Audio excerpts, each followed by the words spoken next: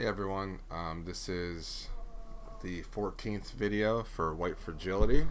This is during the reread, and this is covering pages 50 through 75, and I'm going to try to talk about it without notes or anything, so let's see how I do. So in this section of the book, I feel that Robin DiAngelo is trying to make something clear to the reader, and that is, we are born into a white cultured society, and that racial uncomfortableness is something that white people really don't experience. She talks about how we're born into a hospital that is primarily run by white people, the doctors, the nurses.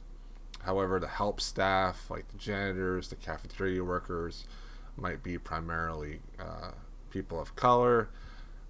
Going into school, your teachers are primarily white. You might not have your first person of color until you're in college as a teacher.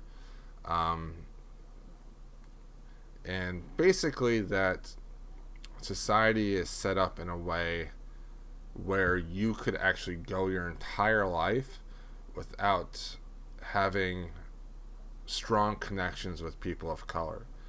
And that for white people, it wouldn't change their lives one bit.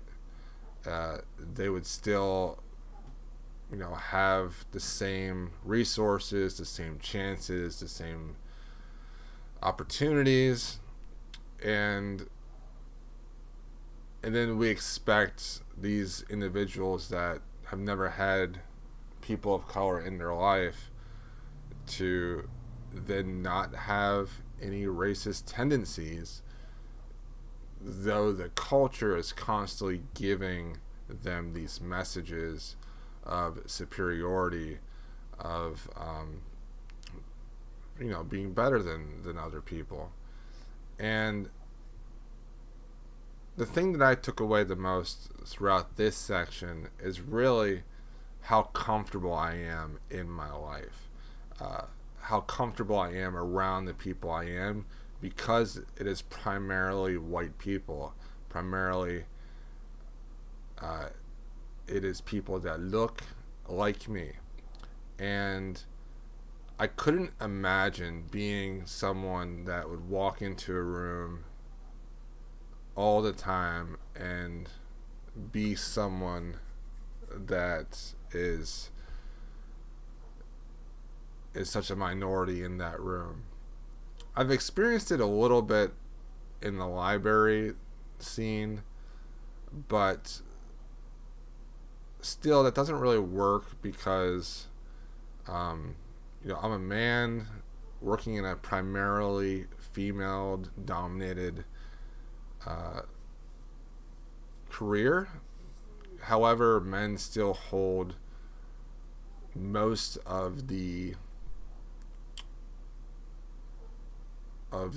leadership roles in society. So it doesn't really compare whatsoever. But even when I walk into a room that has primarily females in it, and I'm the only man, or there's only a few other men, I can feel that. And I couldn't imagine what it would feel like to be a person of color walking into a room that's primarily white, and there being that systematic racism in place. Even though the people in the room might accept that person 100%, it still has to be just completely exhausting to go about your day in your life all the time feeling that way. I can't imagine. And it's no wonder that, we gravitate towards people of our, own interests who we look alike, because you can, relax and be yourself. And in the past, I would observe people of color and how they would act differently with their friends and family versus with like white people at work or around white people. And I thought it was an interesting dynamic, but it totally makes sense. It totally makes sense because you can act around your friends and family how you really are, and like not put up any fronts, not put up any barriers or walls, or change your behavior at all. But when you're around other people, you have to do that.